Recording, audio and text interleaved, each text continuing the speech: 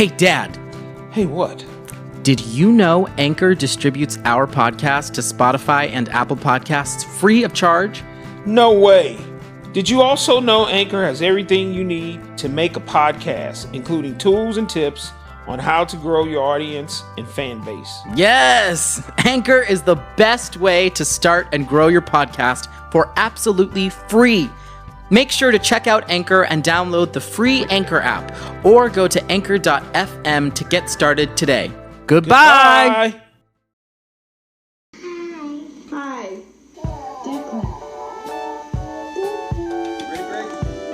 Yes, sir. They just grow up so fast, don't they? Not fast enough. Gregory will now be talking a year from now. Look back on all this. Declan, you the man. I imagine that it'll get to the point where they will want me to say that. So, anyway, look at you. It's so handsome.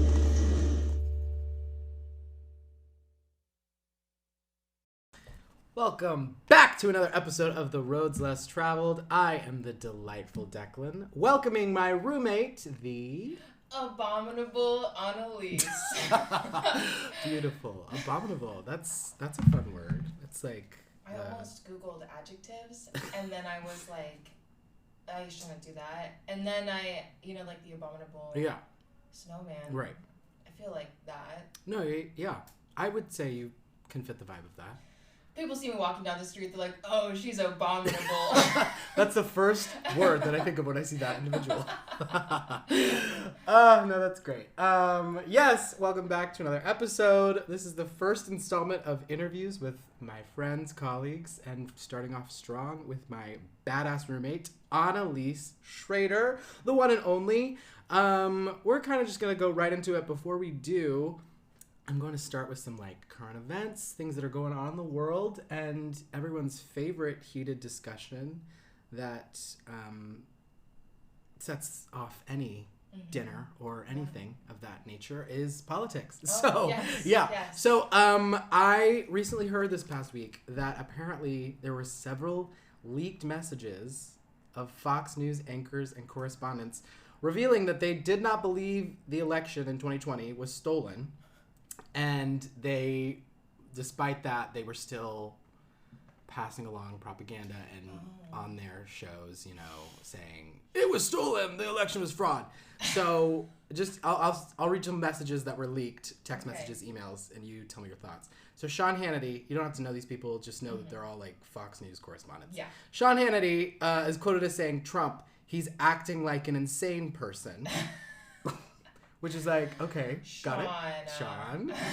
Tucker Carlson texted Laura Ingraham and said, Sidney Powell, who was an election denier and in charge of the Dominion machines, whatever, all that shit, texted saying, Sidney Powell is lying, by the way. I caught her. It's insane.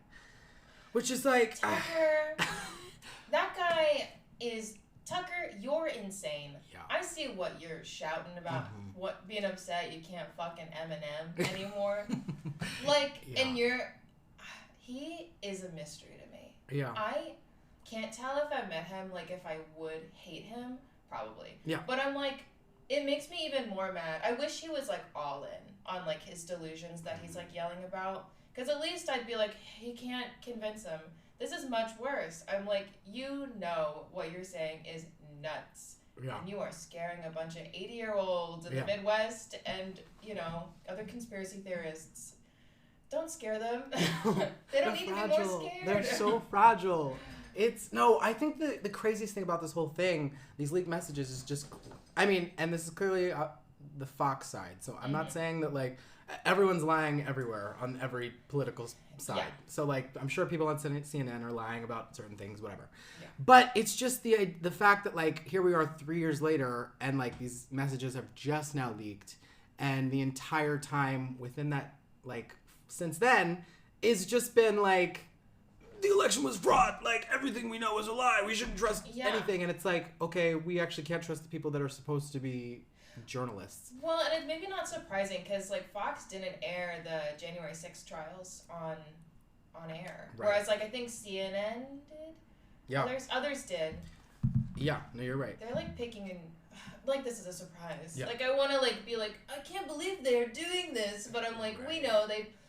I think a lot of them pick and choose what they want to spin. I mean, you know, news just isn't what it used to be. No, it's not. Yeah. It's all about money, power, corruption. And views, clicks. No, literally. Laura Ingraham also is quoted as saying, Powell is a complete nut. No one will work with her. Ditto with Rudy, which I think Rudy Giuliani. Yeah. Giuliani. You see what she's talking about? Tucker Carlson also saw a tweet by a Fox reporter fact-checking Trump's false claims about the Dominion voting machines being rigged, and then Carlson text one of his coworkers saying, please get her fired. It needs to stop immediately, like tonight. It's measurably hurting the company. The stock price is down. Not a joke. Next morning, that tweet was deleted, which is just like, it all goes back to fucking money. It's just annoying. Do you think if, like, someone like a Democratic Party person or like a lobbyist or like someone from like what is considered, I feel like, more like, I don't know, like liberal news media things, I would say like CNN, like they definitely like swing more that direction. Right. Like if they offered Tucker Carlson like an obscene amount of money, do you think he would switch sides?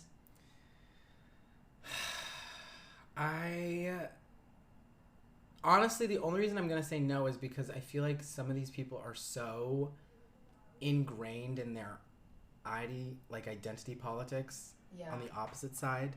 Like, there's identity politics obviously on both sides, but they're so ingrained in their own beliefs that they would rather, like, die on that hill than... There's no amount of money that you could get to get them to switch their belief. Or, I mean, maybe, like, privately, I guess, but not publicly, clearly. Maybe it's more like...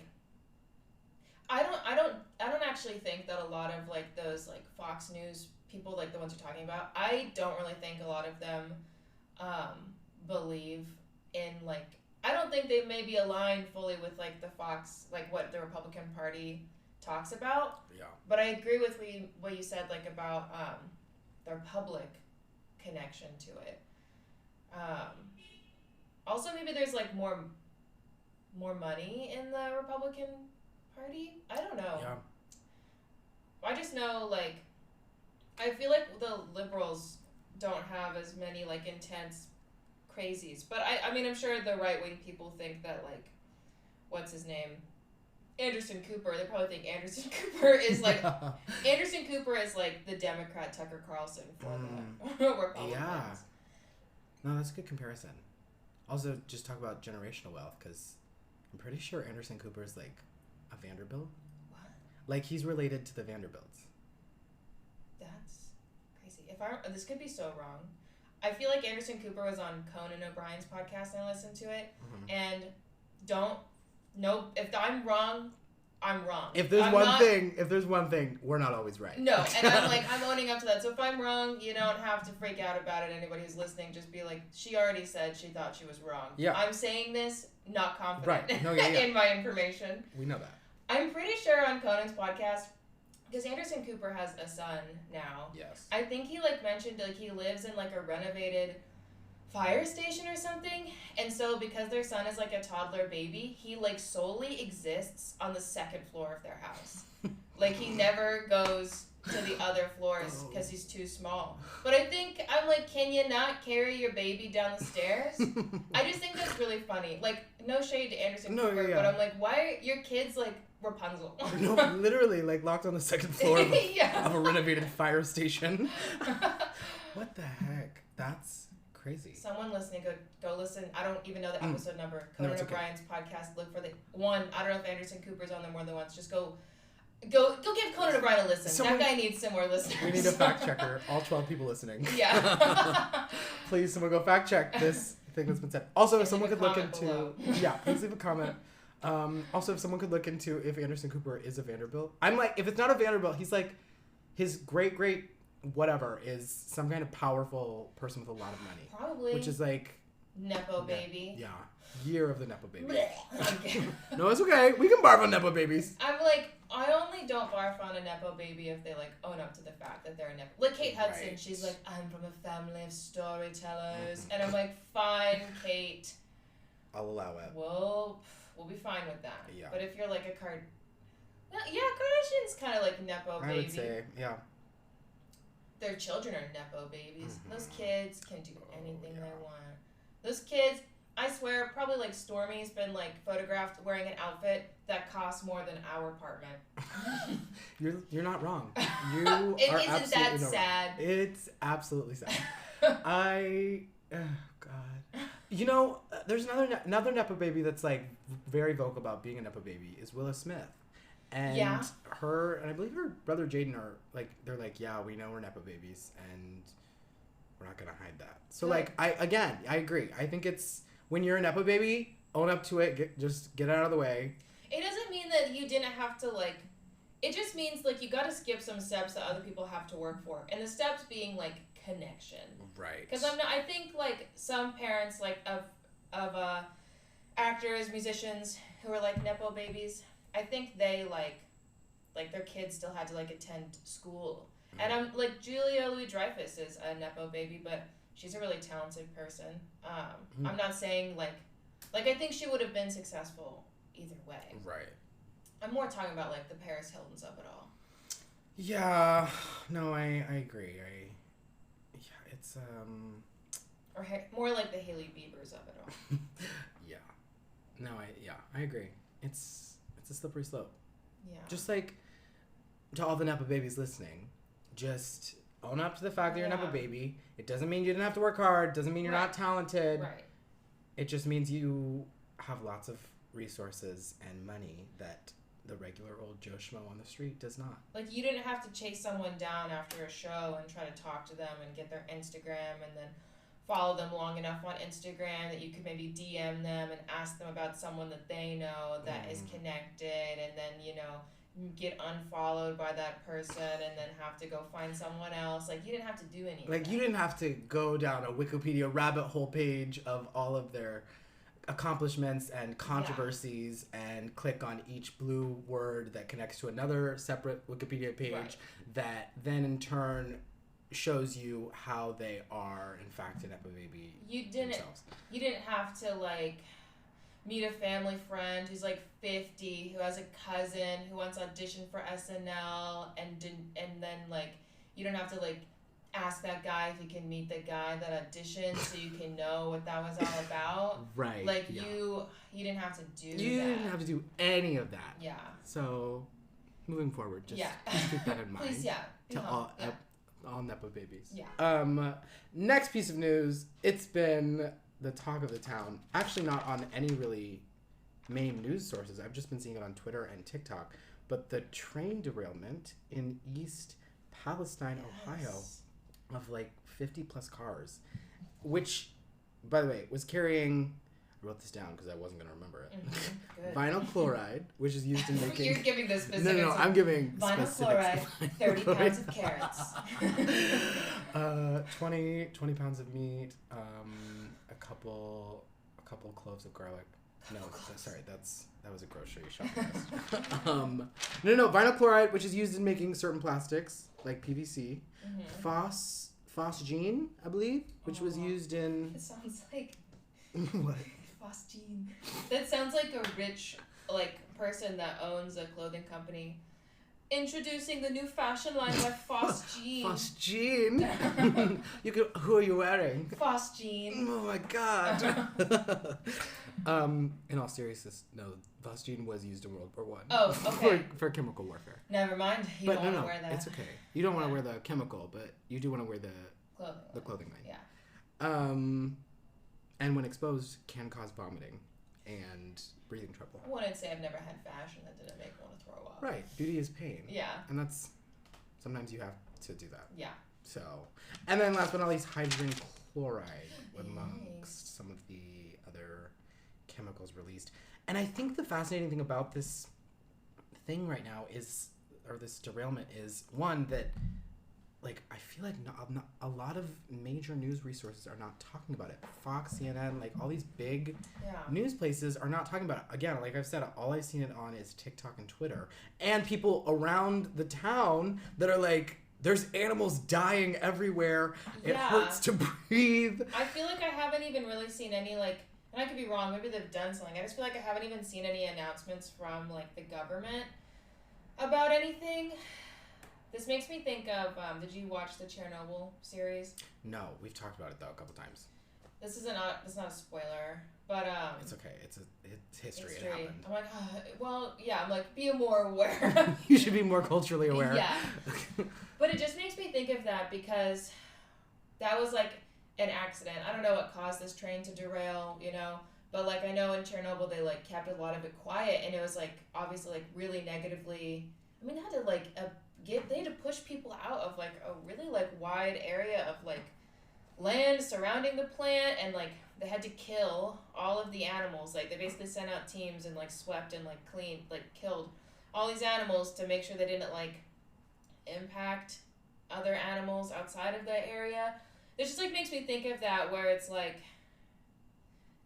I'm sure the government is aware of everything that is going on, and I kind of wonder if the reason they're not saying anything is because is there like something really terrible that they don't quite have control over yet, and so it's like, let's just not talk about it until we have it under control, and like then can act like we're on top of it. Because you know, like one of the things with Chernobyl that was like so like it was really time sensitive, because of groundwater, the nuclear core was like so heavy, and because everything that was happening, it was like slowly falling into the ground. And if it touched the groundwater, it was there was like a river nearby or something, a river that went all the way out into like, it connected to like all of Europe. So like if it would have like gone into the groundwater, not only would like Russia have been impacted by radiation, but like Germany, Poland, England, like all of, and like it's water, so it would have impacted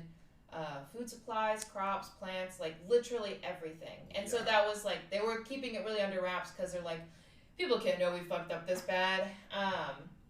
And so I kind of wonder if it's like that. They're just like, there's like something that they don't want to talk about yet. Yeah, no, I agree, not yet. Well, because that's the thing is all these like, I think it's like the EPA and some government officials have been like, the air and the water is fine, you can come back now, and it's like all these literal thousands of fish are dying. Like there's videos of people, I think, throwing things in the water and it's like boiling or something. Also their regular fountain like tap water is cloudy. Like it's just so fucked, and unfortunately if nothing serious is done, like we're not gonna see the repercussions of this until like much later. Oh yeah, it's like, and I'm like, we all know about Flint, Michigan, right, and how long like that wasn't taken care of. I still think is not taken care of. Like not I don't all think. The way, I don't yeah. think. No, that train thing is crazy. Yeah, I think. Well, another thing I've been seeing is that as to why it was happened, because apparently I guess train derailments are not. I guess. Common maybe is the right word. Like yeah, they go too fast. 17 going too fast on a tiny little track. Yeah, what would you expect? A really heavy train on a tiny track? Yeah. Or think about like Hot Wheels courses you had as a kid, or like a little train track. You get that thing going too hard, it launches off the side. It's not staying on the track. No. I mean, trains are so old. The technology of trains, we're not. You know, something made in like whenever trains were made. I'm stupid. No, it's okay. The 1800s? I was like, 1700s. You know. Maybe say 17. No. I don't think so. I know 1800s for sure. Sorry everybody. I'm dumb. I'm like, when? No, it's okay. 1776, for reference, the United States started. Yeah. This shit. You know? Right. Yeah. We didn't have trains then. And the Civil War would have been in the late 1800s. Right. I bet trains weren't made until the 1800s. No, I think you're right. Someone somewhere is like a train expert, or honestly anybody with general history knowledge. Someone who passed like, freshman year history. Yeah, they're like, she's a fucking idiot. She knows nothing about history. It's okay. There's too much knowledge to know. You know, I will say this. I've always thought about this in terms of, you know, education being pretty early in its infancy of like how we teach children, how we teach young adults. I've always wondered, there's got to be a point where like we stop teaching history to a certain point. Like you can only go so far back and get so much information up to a certain point. Well, we only learn about Mesopotamia, and then they're like, let's fast forward to everything's already been set up, everybody. Right. Like we don't even cover we never cover in school like humans getting their shit together. I mean, I guess in high school you kind of talk about like the development of like farming and like stopping being like migrating and all that stuff, but not the early stuff, the early things. Right. And that really just depends on where you live, where you grow up. Yeah, the South, everything starts the 7 days after the earth was made. It actually took only 6 days. What? He rested on the 7th day. Oh. Yeah. Well, Godspeed, God. Oh my gosh. Yeah. Public education is a mess, and I don't really know how to fix it. Oh, you can't. Yeah. I say, you know, I don't know. I feel like sometimes in these conversations I'm like, we should just look at what other countries are doing. And you know, but sometimes I'm like, okay, maybe that's too much. Like, I don't know, is it Korea or Japan where like students go to class, like are in school like 9 months out of the 12 or like 10 months? I don't know if I disagree with that though. I know there's like studies about how like, I think like some European schools, I feel like France does this, where like you get shorter breaks but more often throughout the year, and I think it's supposed to help with like retention. Also, they're just not structured like we are with like farming stuff. Right. But I don't know. I don't. I think a lot of other countries are a little bit. Germany's the one that comes to mind. I feel like some other countries aren't as like bashful about their history. We definitely, and granted, they're a lot older than we are. Like the United States is not very old at all, but we like definitely still like, we don't want to talk about. I don't know why there's like a desire to like not own up to like the bad things we did.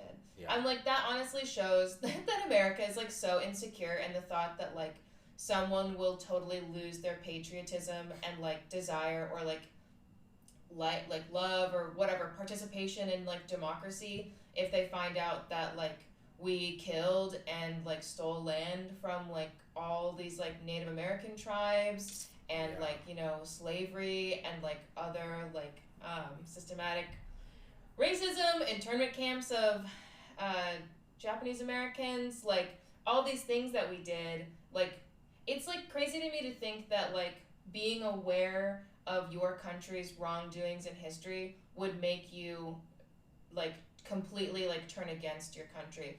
And I'm like, people have like connection with where they're from because of community.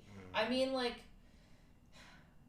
I don't know, like I feel like you and I, like we like obviously know about all these like horrible things that the United States has done over the years, and I think like I don't know, I'm like, I guess in a sense, if you were to, like, I guess, like, thinking about, like, patriotism, like, am I proud to be an American?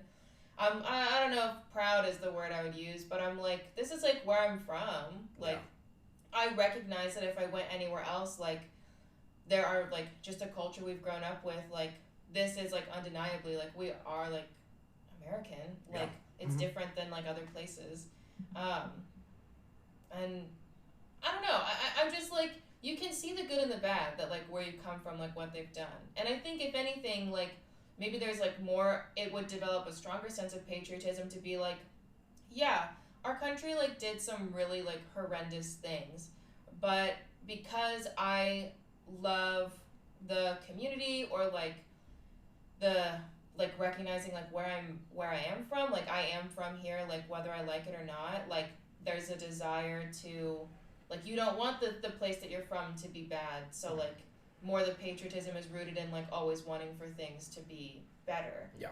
And I feel like isn't that what that should be about? Is like wanting your country or like where you're from to be better, not to be like patriotism shouldn't be rooted in like blindly following like and believing that your country could never do like any wrong or like anything bad. Right. Like it should always be like everybody wants it to be like a good place to live and a place that people can be. Yeah.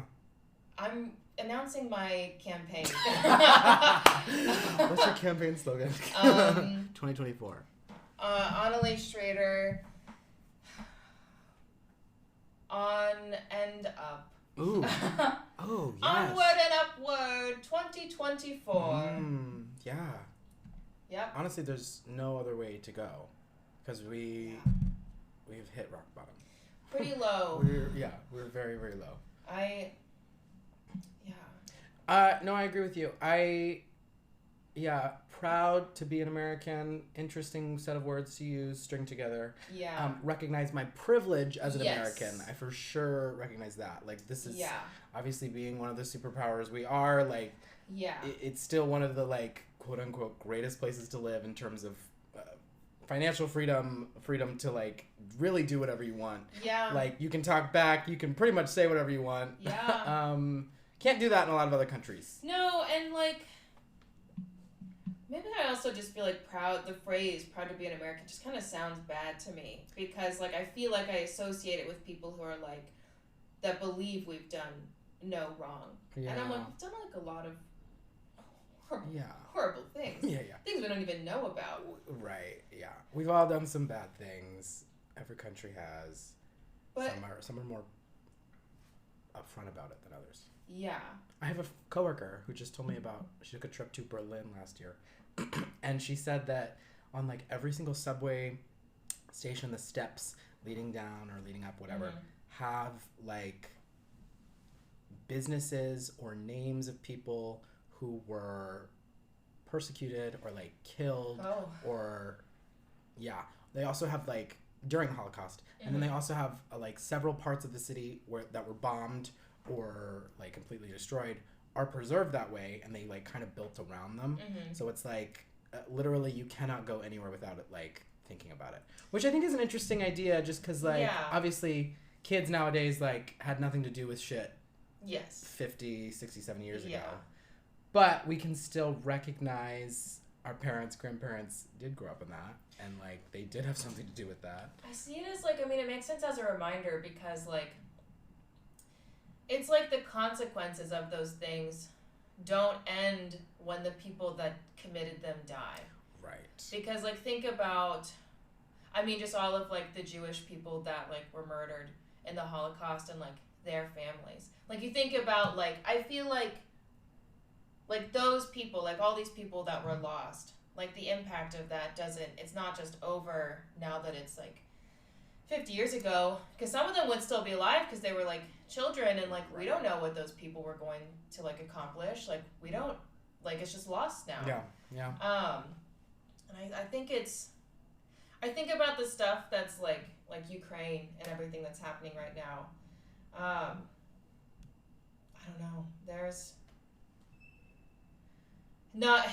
I don't know. It's like stuff I'm like, do I think Russia, well, maybe someday, though they would like own up to like the atrocities they're committing, but I don't know. Someone competent, maybe. Not Vladimir Putin. No, not him. I think they have to have a huge change, and for whatever reason, Russia it sucks. I feel like they keep trying, and then they keep having really bad people get in charge, and like, they can't escape it. I feel like I won't talk about it because it's like pretty horrific, but things I've seen Ukrainian citizens when they're in neighborhoods when Russian troops will come through, a lot of them are like recording stuff on their phones so that it can be used to hold those people accountable for like war crimes. Yeah. I forget that there's a lot more to war than just shooting at each other and bombs. The things that happen to civilians is like genuinely evil. Like, and I sometimes am like, there's like one thing there have been like reported like things of cases of sexual assault from Russian troops going through and the way they're doing it and other things that they're doing. I'm just like, who the fuck did Vladimir Putin round up to like send into Ukraine? And did he just be like, I don't know, do whatever you want? Like, probably. And I don't know. And for all I know, like, maybe that is just the confidence that people, not saying everybody, but I don't know, is that what people do when they're in a war mindset, like soldiers from any country? Do they just like stop seeing people as people and it's just like they are things to do with what you want? And like I don't know. I feel like I don't have specific information about this, but like I feel like I was talking to someone about the sexual assault things that I've heard from Ukraine. And I've heard that like U.S. soldiers have done stuff like that in the Middle East. Yeah. And the sad thing is, I want to put it past them. Like, I feel like in a lot of military scenarios, they, like, train soldiers to be, like, to think that you are better and more important than the people that you're going in to fight. And maybe they do that because it's, like, you need to dehumanize people you're going to kill. But I'm just all over. It doesn't matter where you're from, like what your military is, like what country, I don't care. I'm just like what the hell? Like, why are we doing that? Like, why are we like, I don't know. It's insane to me. Humans are interesting. Why do we have to like, to kill? And I sound like such a pacifist. I'm like, I understand, like, it just feels so barbaric for where we're at now. You know what I mean? Yeah. Like, war and fighting makes more sense when we look at history and, like, the way things were structured, because I feel like we just, like, didn't know how to do stuff. I'm like, why are we still doing this? Yeah. We can't, like, talk it out. And honestly, most things are done by, like, economic pressure and tariffs and whatever now anyway. And the threat of using a nuclear bomb, which I'm like, such a ridiculous threat. I'm like, I think everybody's aware. The U.S. is terrifying. I'm like, do you, like, literally, the U.S. has, like, a system in place that it's, like, because we're constantly monitoring our airspace. Yeah. We, like, literally have protocols to shoot nuclear weapons out of the sky, like, before they get here. Like, we're keeping track of everything. And you know, I like firmly believe, like if any country decided to fire a nuke at the US, the two things that will happen will be, we'll shoot it out of the sky and then we'll blow them up. Like, we'll be like, you're gone. Goodbye. And nobody else send anything our way because we're done. Yeah. Like, and you know that's how we'd be. And I'm like, it's so scary. Yeah. I'm like, that's terrifying. I don't want to be a part of nuclear apocalypse, truly. If a bomb gets dropped on the United States, I hope it lands right on me. I'd like nothing to do with this. I don't. Yeah. Like how Canel is, she's one of our friends, with zombie apocalypse. Yeah. I think I could persevere a zombie apocalypse. Nuclear winter, don't want any part of it. I'd like to not be alive. No, I don't want to. I think I could persevere zombie apocalypse. Nuclear winter would be a whole nother thing. I don't even, like, I feel like I can imagine more zombie apocalypses because I've seen more of that in media, but I haven't really seen a ton of, like, what nuclear winter would look like. And I don't even think, like, they keep improving nuclear weapons. So, like, I mean, think about Hiroshima and, like, people that were far enough away from the blast that they still would have died from radiation poisoning because it's exceptionally toxic. But then they have their clothing burned into their skin. Yeah. Like, oh my God. And then the ground, like, this is another thing, like, Chernobyl, what did they say in the show? For that area to actually be safe, like, in, like, clean, whatever, 2,000 years before it's, like, good to go again. And I know they're letting people go in for tours, and I'm like, no, don't go in there. No, and I'm like, and that was like just nuclear stuff in like a facility. I'm like, they've like really upped the game with bombs, and I'm like, it won't like air fallout. I'm like, everyone, the minute one goes off, everyone's fucked. Yeah. And God, I hope it lands on me. I just don't want to have to be like, oh no, Arizona's gone? Not all those damn. cacti. What are we still gonna go to that movie on Saturday? I had plans this weekend. I was gonna cook a meal. I just like, honestly, that's like the main thing I don't want to participate in is like, when do I have to like accept that my normal life is over? Yeah. It's just like so exhausting. No, the potential threat is looming over us constantly. Stuck in cover, like they used to say.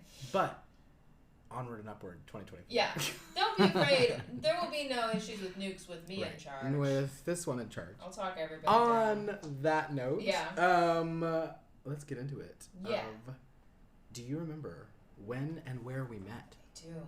Okay. You want to regale? What? Like I didn't remember. I don't know. Sometimes I have this problem, which I think will be this a recurring theme with people I have on the show of just like sometimes I'm really bad about like first meetings of people, because I kind of just like once I meet a person I just engulf them. Yeah. And You engulfed me. I engulfed you, and I was like, okay, this one's sticking around for a while. But go ahead, regale us if you. I think it. love to. Well, I guess like the first minute I saw you, I wouldn't remember that. But Declan and I both were in. I changed degrees in the middle of college, but we both started out in the music program at Missouri State. We both did not have enough music theory knowledge to be in Music Theory 1, so we had to take pre-music theory. And I remember, like, it was an interesting vibe in that class. But part of being in the music program is you had to take, well, I don't know if you had to because you were music theater, not just, like, regular music. Did you have to take choir? No, I didn't have to. So you just took it by choice. Yeah. I was a vocal performance major to start off, and Did you come in with a minor? Vocal performance major and. What was my minor? I don't think I did. That's okay. I entered as a business minor. Yeah, I don't think I did because when I switched, I just made music my minor. Yeah, got you. But so for my degree, I had to take choir of some kind.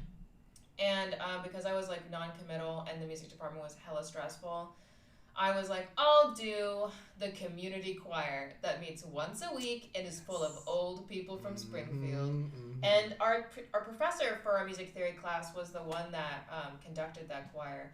And I was in it, and then I think you just like joined, and I knew you were in class with me because I feel like we maybe sat next to each other. I mean, you're aware of the people you're in class with. Right. And somehow you had my phone number, and I don't remember how, because you texted me, like, after, like, you texted me, like, hey, I just joined, like, aren't you in Choral Union? I just joined, and you were, like, asking me something about it, but you were, like, we're in music theory, like, pre-music theory together, and, so then, it was, like, a vague meeting the first time, because then I, like, clocked you in class, and, like, I would see you in choir. Right. And then, like, this was all, like, first semester freshman year. And then it would have been second semester. We both, like, ended up joining our college improv team. Yeah. But what was funny is, like, you and I had that class. The class ended. Yeah. And then, like, I remember showing up for, like, you would go to practices before you joined the improv team. And, I show up there and I see you there and I'm like, Declan? And it was like just unspoken. We both were trying to get on the team, and then we got on the team, and then the rest is history. And now we live together. Yeah. No. And then they became roommates. Yeah. No, it's truly wild. I honestly, I can't remember how I got your phone number either. Did I ask you for it? Do you remember? How do I do that? I genuinely how no idea how you my got God. it. There must have been, I don't know if there was a directory or something with everyone's phone number on it. But also no. Because, like, I don't remember having a bunch of, like, those old people's phone numbers. Which, by the way, No. for context, yes, we met every Thursday night with a group of like 40 people, all most over the age of like 60.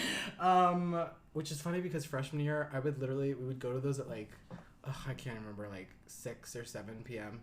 And it was like I would get straight out of that, and it would be like Thirsty Thursday, and I was like, okay, time to drink. Gotta drink. Time to after drink that, now. right? Yeah. No, it was so funny. Yeah, William Grega, long live. He's not dead. I just don't think no, so. he's not dead. Still Okay. living. What a jubilant man. He was so funny. He taught music theory well. I mean, Yeah. what was that like? F-A-C C-E-G G-B-D G-B-D D F sharp A A C sharp E E G sharp B Whatever it was. I'm like, B D sharp F sharp. and I remember doing like the test, and I'd be like F-A-C, Yeah. like trying to like. Yes, It worked. it did. Yeah, I mean, all right, we remember that at least. yeah. Vaguely. Me, you better than me. No, I think I use it to go to sleep sometimes. I remember. Mantra. Did he use a Taylor Swift song as an example for like rhythm or something? I feel like yes. I can't remember exactly which one, but yeah. He was a kooky dude. He was. I liked him though. Yeah. But I don't know how you got my phone number, because I remember like I knew, like, that was how I knew your name, is because you texted me and were like, we're in music theory together, and I'm like joining choral union or something like that. And I don't even remember the question you asked, but I was like, oh, okay. I don't know. See, this is the problem again. I don't remember how I got your phone number. I just We wouldn't have really. I must have gotten it either from someone who had it, but I don't know who would have like known that I would have known that you would have known At that would have point, had that point. I feel like So we other than said that, it it must have been later. just like a directory or something. But again, I don't know what you would have put your phone number on. That it's so funny. Is it attached to like maybe my like email at Missouri State? I don't usually connect my phone number with social media. Like, I usually keep that shit separate. So I don't know. I don't know either. It's okay. I mean, here we are. Yeah, I mean, magically, maybe neither just of us has appeared. killed the other one you yet. guessed the phone number and like It's like, I went text through me. every four. Is it 417? No, 816. 816. Yeah, Can't say, yeah. baby. Right. I went through every 816 number. Look me up in the phone book. I know it wasn't that. You could have Googled me and maybe found it. I feel But like that's crazy. crazy. I No, hope that's that's not what you crazy. did. No, and I know I wouldn't. You have stalked me, you're like, you could have, honestly, it would have been easier just to come up to me and be like, hey, after class. But texting worked too. I'm saying, like, if you couldn't have gotten my phone number. I wonder if I can find that original text and Go all the way back. yeah. I wonder what you even asked me. We didn't even text after that, really. I mean, maybe mildly. I mean, we would say hi. I feel like it created, like, I knew who you were. Right. I will say I don't even know if my phone would have it because I think I set up my phone to delete messages after like a year because too much space. But that's okay. What would you say kind of sparked your interest in music or like inspired you to like want to start writing music? I feel like I was always super like into music, even as like a toddler. There's like a video of me like jamming out to some like children's toy. I'm like barely can stand. I'm like gripping the edge of a coffee table, bouncing like kids do. I'm like, fuck yes, yellow, green, blue, ABC, Yeah. like whatever the song was. Right. My family is like pretty musical though. Both of my parents sang in high school and college. My dad went to college on partially a football scholarship and partially a choir scholarship. Oh my god, I don't think I knew that. Mm-hmm. Or if I He was did, in I a forgot. barbershop quartet. Go Wade. I know. But both my parents are like good singers. And I just feel like they played a lot of music in the house. Like they even still do now. Like just constantly like would have like music playing and I feel like even like as little kids, like they would take us to like little music shows and concerts for kids. It's just like always something I really loved. I don't know. I also just feel a certain way about music, and this isn't something that I think ever, like, I don't think there was, like, an incident that would have, like, sparked this in me. I feel like I just, I don't know, I've always felt it. I don't Just even know kind how to of fell explain into it. Like, not one defining moment necessarily. Maybe. It's just more like that feeling about music. I don't know if you feel this way. Like, when I was little, I would, like, cry in the car to different songs on the radio super easily.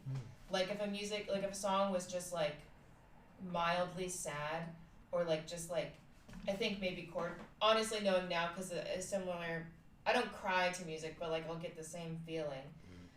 Like, certain chord progressions, as a kid, I would just sob. I'd just cry in my car seat, and my mom was like, what is going on? And then, like, she, like, connected it was because of the music, and so then, as a kid, I would just, like, if a song was gonna make me cry, my mom was like, you just can let us know if you want us to, like, change it. But I think even as a little kid, having this, like, really intense connection to music, like, I mean, I'll listen to music, even just, like, a regular song, and it, like, physically hurts. Like, I'll feel, it feels like if something is, like if someone had put, like, an anchor or, like, a hook into my chest and, like pulling really hard on it, like, that is, like, not even, like, I mean, some songs more than others, but just, like, a lot of music, like, that's, like, what it will make me feel. I would, like, put it akin to, like, the one time in my life I've, like being in love.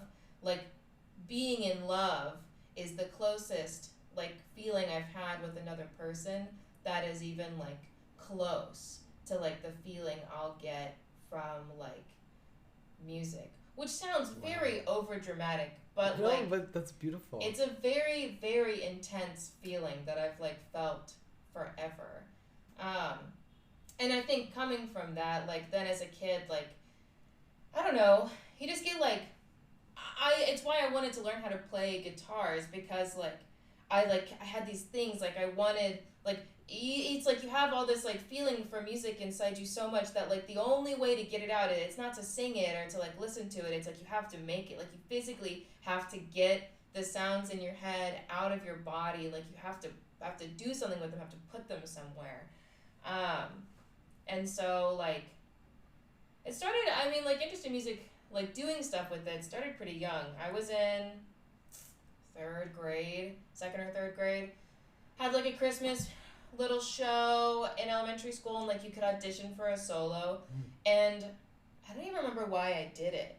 I think it was something, like, I was kind of, like, interested in, and my parents were like, you should, and I did it, and I got it, and that was, like, my first, like, time singing, like, solo in front of, like, a crowd, and I, like, loved it, and then, like, I don't know, getting, like, a lot of, like, support from my parents, and so then, like, after that, like, I was, like, involved in, like, after-school choir stuff, and, like, anytime there were, like, special shows like that, I would, like, audition for, like, solos, and then, like, in middle school, my parents got me a guitar in elementary school, and then, like, I didn't really learn how to start playing it until, like, late middle school. I took lessons for, like, a year, and then, like, I quit, and then I just taught myself. Yeah.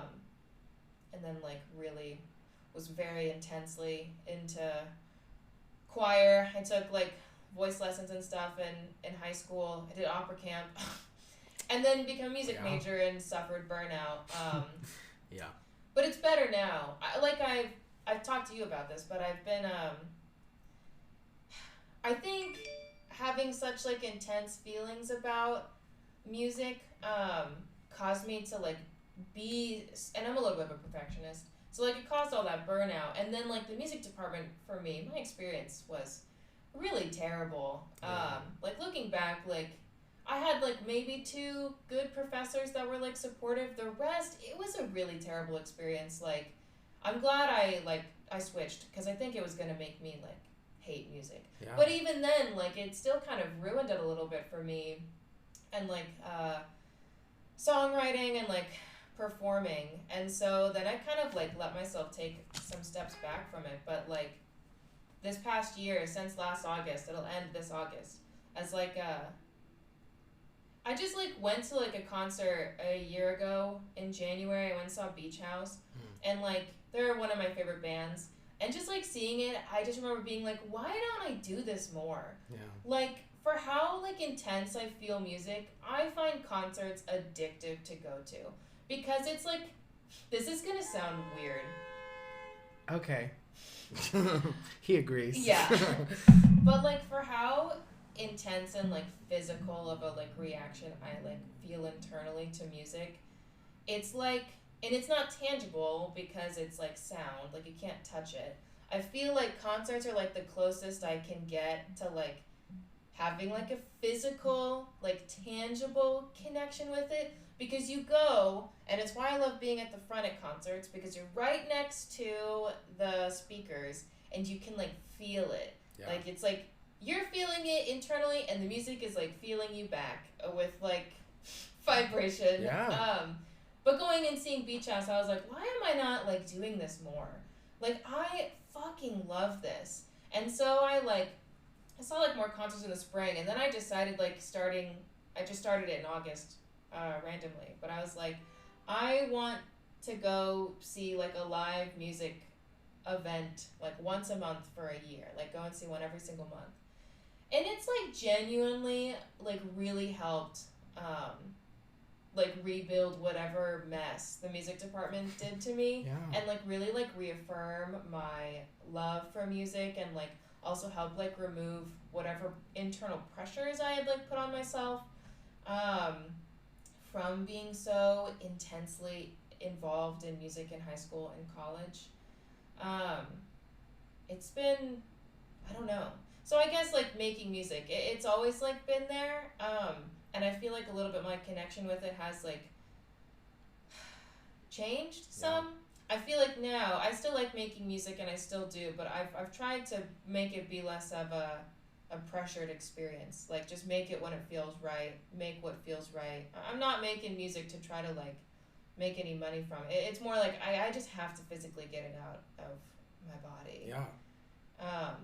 I will say I feel like I saw like a handful of concerts throughout the year. Like I saw Beach House, I saw Young Gravy in the spring.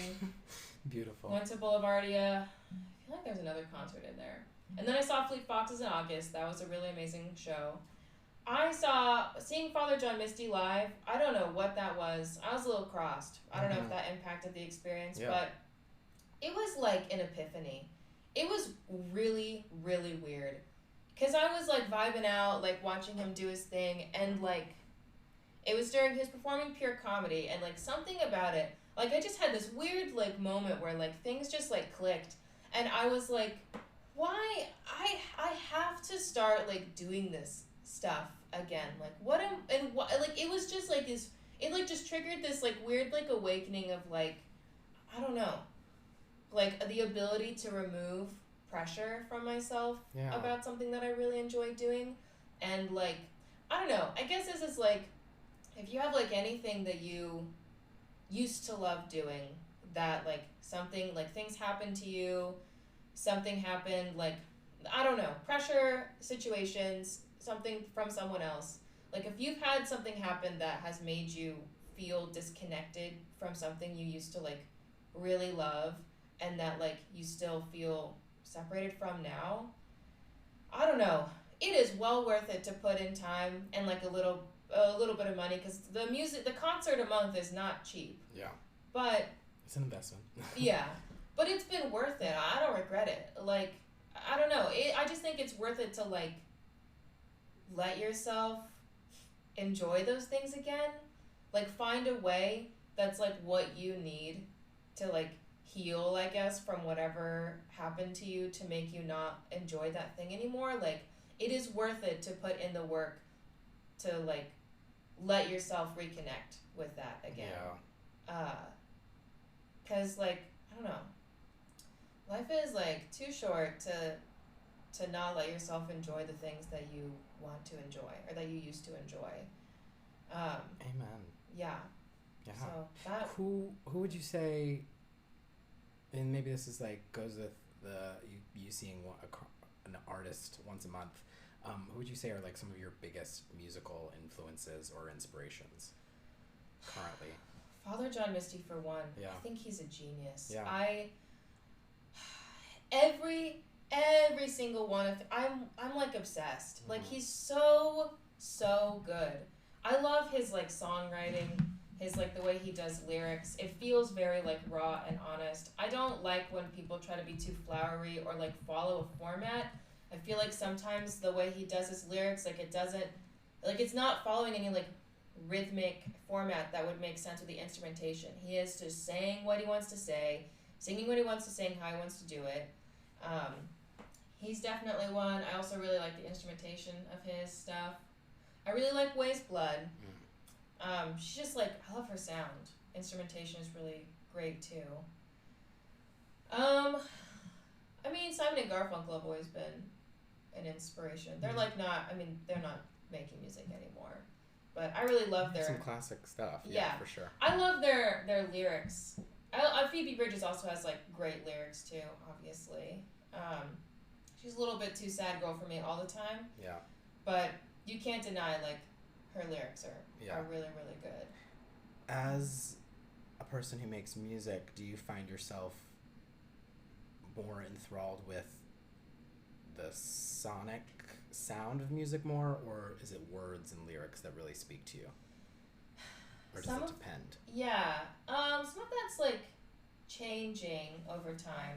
I think for a while I was like only driven by like lyrics and music, which is why I listened to a lot of acoustic stuff, because I was like, instrumentation is nice. I care more about what they're saying though. Yeah. Some of that's changed. Still, I would say predominantly lyric driven.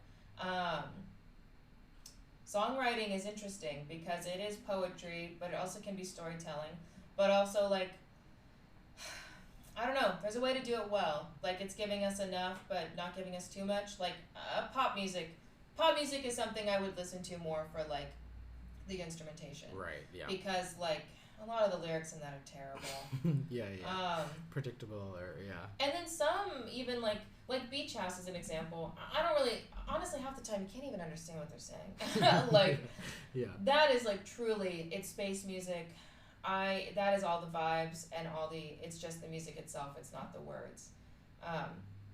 But predominantly lyrics. Like one, it's such a classic, but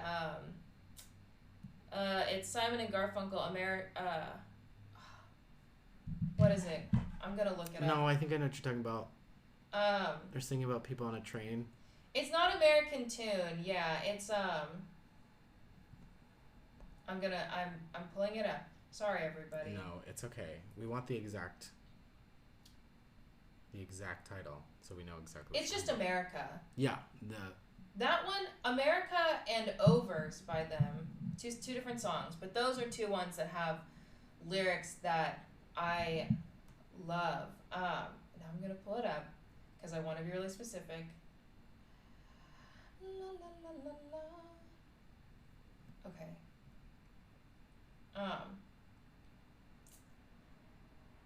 This was like one. This is, I just like this lyric in America is like, I think I like really related to it for a while. I definitely don't feel this way anymore, but it's also, even if it's not something that I feel now, it's just like somehow they like captured a feeling that I feel like is so relatable and like, and I don't know, sometimes you can't put words to like something you're feeling, and then when like you listen to a song and like they'll have put it in lyrics and you're like, whoa, well fuck, like they did it, like that is exactly what I feel. It's like it's like towards the end of the song, and like the two lines are, it's Kathy, I'm lost, I said, though I knew she was sleeping. I'm empty and aching and I don't know why.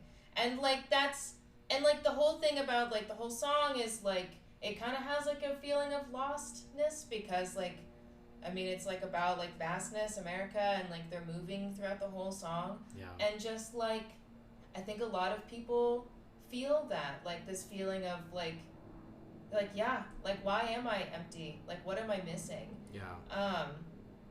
Also, I think with that, like this song specifically, they're like singing about all these people on the train or just different stories. They're making up stories for these people that they see, and kind of definitely ahead of its time of just like, you think now of how many humans we interact with on a day-to-day basis because of the internet, and we as humans, we're not even really meant to like naturally know as many people as we do now. And And also a song about being so lost, when we were literally talking about like the United States, like America earlier, like it's a huge place, like full of people, and like to feel so alone when like in a country, like a place that like you're from, that you should feel like a part of something in. Yeah. I don't know. It's just like a really powerful line. There's another one like that in Overs that I just think is like so, it's like really beautiful, and like it's so simple but feels so true.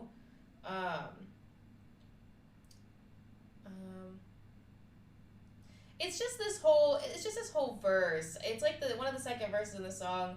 It's like, we might as well be apart. It hardly matters. We sleep separately and drop a smile passing in the hall, and there's no laughs left because we laughed them all, and we laughed them all in a very short time. It's like, the whole song is about like knowing it's time to end a relationship with someone but not being able to pull like the trigger. But that's just like, I don't know.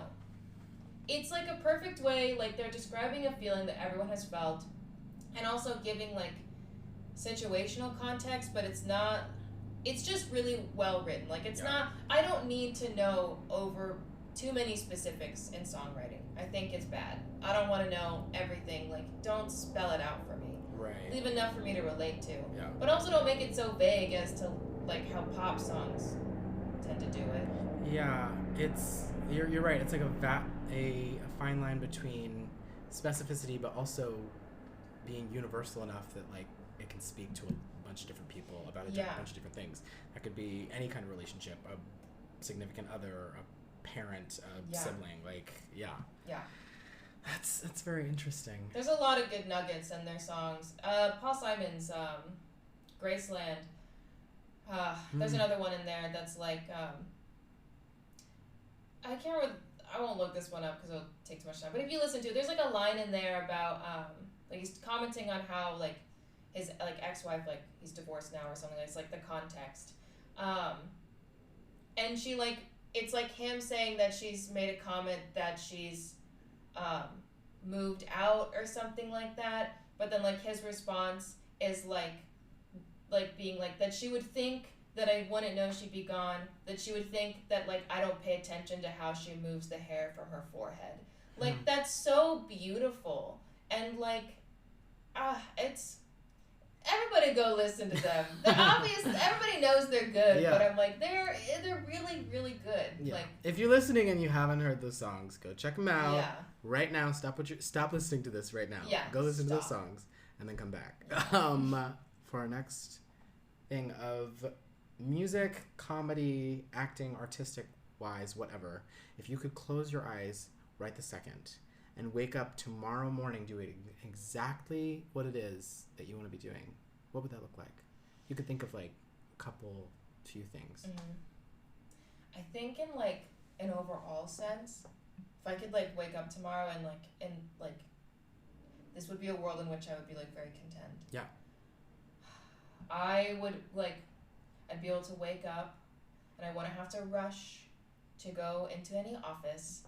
I'd be able to like have my morning how I want it, like get up and like have breakfast, sit and like revel in the morning, go to the gym, and then like just be able to have my task of the day, like writing, like being like, whether like I need to work on like a script and I can go somewhere and like work on a script, or I can go work on a script with somebody else, or maybe I work on a script for the whole day, or maybe like that day like even like editing footage, just like my whole job that whole day is writing, and like, and then in the evening like I get to be in charge of my own time and my own hours, and like in the evening I can go do things with friends, and to be able to like be making enough money to like live comfortably, and just know like in that dream world, I would know that like in coming months I have like projects that I'm like getting to film, and like there is a deadline for whatever thing I'm working on writing, and like there's like a path for it to be getting made. Like Yeah. I feel like the little details of my life, I don't necessarily like, I don't know. I don't know if I have anything like major I would change about some of the minor details. I like where we live. Like I wouldn't live somewhere else. For me, I mostly feel like it's my job. I think so many things would be different because all of like the personal things I want to achieve are like kind of attached to career because like I just want to be able to write, like make TV shows, make films, like make videos, like whatever it's gonna be, like coordinate for a film to be made. I feel like that's like pretty general, pretty broad, but honestly, like that's what it would be. No, yeah, that's beautiful. I see it now. I can visualize it with you. We're manifesting it together. Thank you. Yeah, yes. of course. Help me fest it. Yeah, fest it all the way. Yeah. Please fest Fest, it. girl, fest. Stop trying to make fest happen. Kind of opposite side of the coin. If you weren't pursuing this field or this kind of career, what do you think? What is in an alternate universe? If you believe in those, or multi-dimensional. Don't gotta convince me. Okay, got it. She's already sold. Yeah. Signed, sealed, delivered. What do you think an Annaliese in a separate and alternate universe is doing? I was literally thinking about this morning. I was explaining this to Canal when I was thinking about this.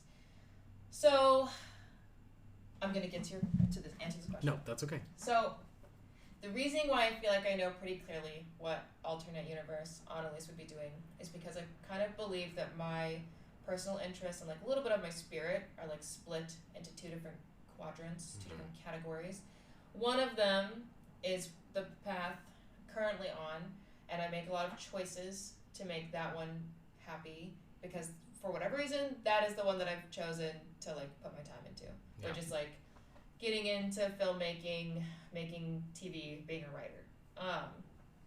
And so that path hasn't involved like moving to a city and like moving away from nature. And I would say that like the other half of me like is very like I would love to be able to live in nature, live like in the woods or like out in like Idaho's really beautiful, like live somewhere like that. But that just doesn't work with like what I want to do, right? Which is fine.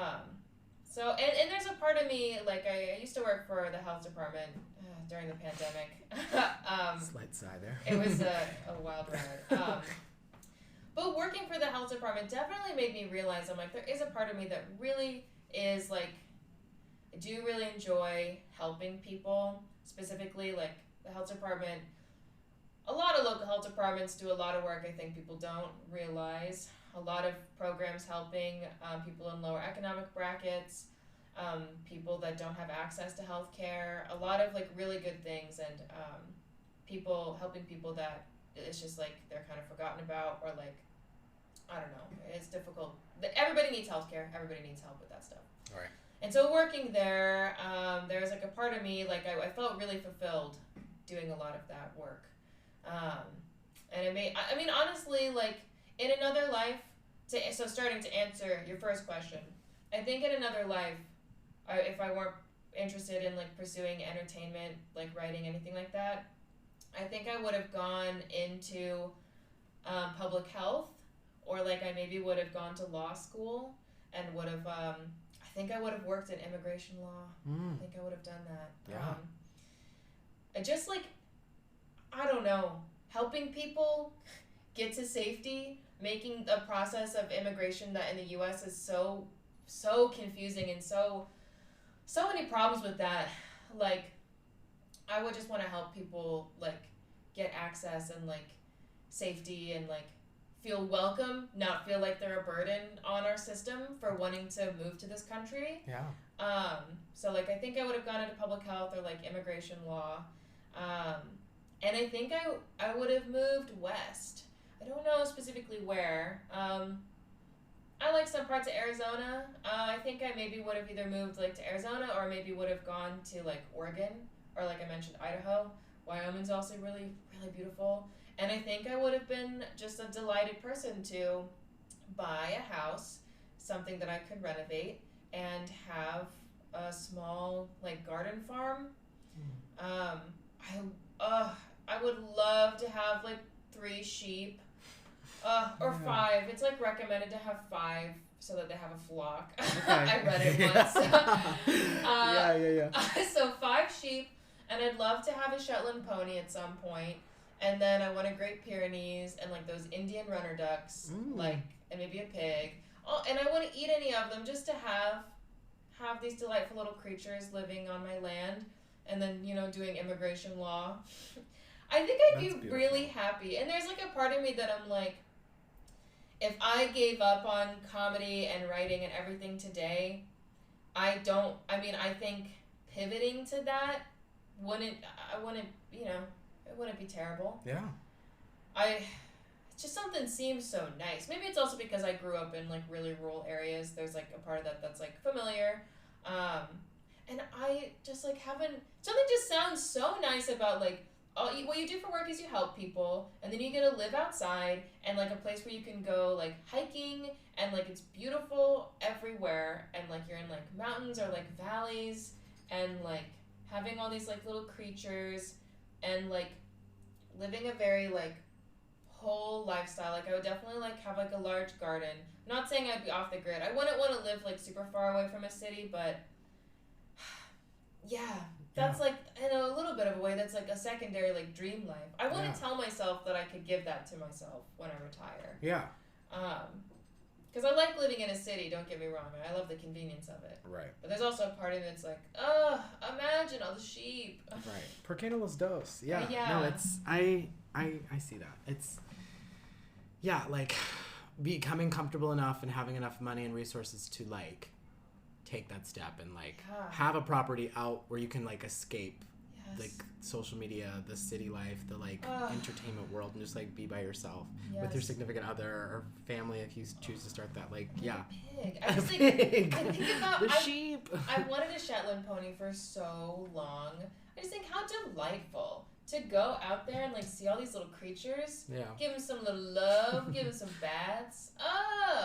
That's what I want someday, maybe. Yeah. But that's what I'd be doing. I love that answer. It was great. It's more picturesque, beautiful. Still, I'm stuck with this Darren, asshole. no, it's okay. Darren the cat is going insane. My light from my watch keeps reflecting, and he like keeps seeing it. It's his pupils are so big, and then they're narrow again. I wish you could see what was happening right now. This cat is going feral. He's going loves primal. lights. He does. What cat doesn't? Yeah.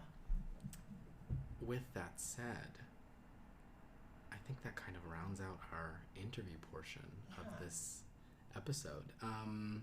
Before we close out, is there anything you want to share that you're working on, or you're oh my god, I was waiting for this moment. Finally, talk more about me.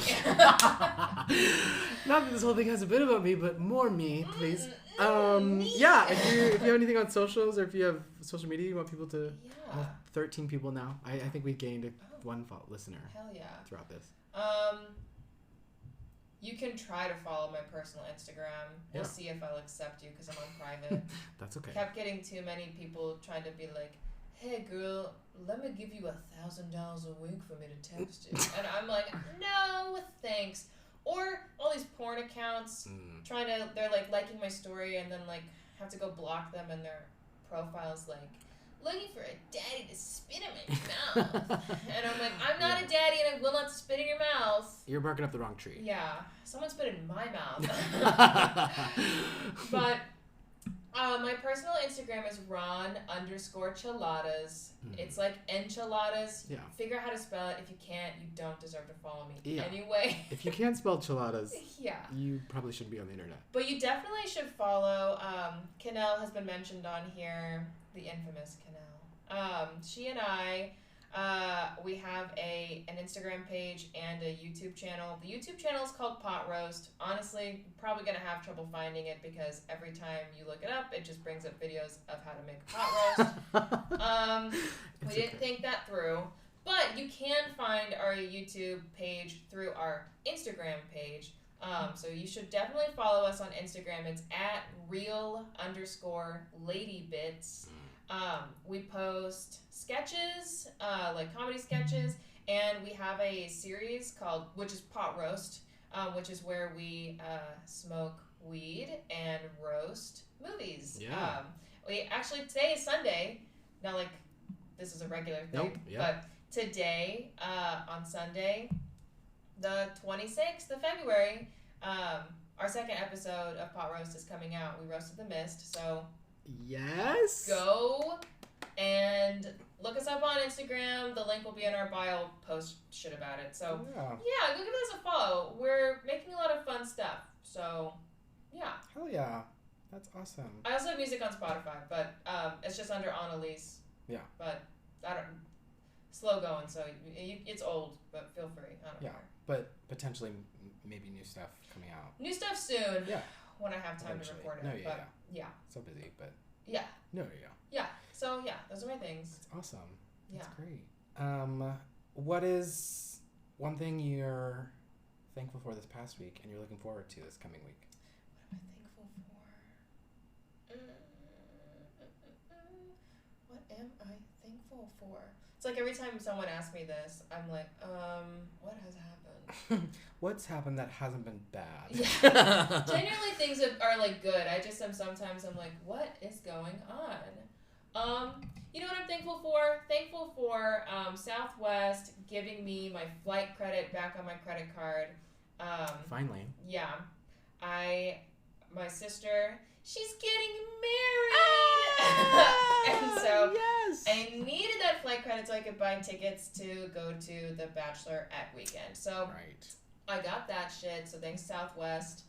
What was the second thing you asked me? Something you're looking forward to this coming week. It's not. Well, my dad's birthday is this weekend. Okay. I'll give him a phone call. Yeah. Happy birthday, Dad. Happy birthday, Wade.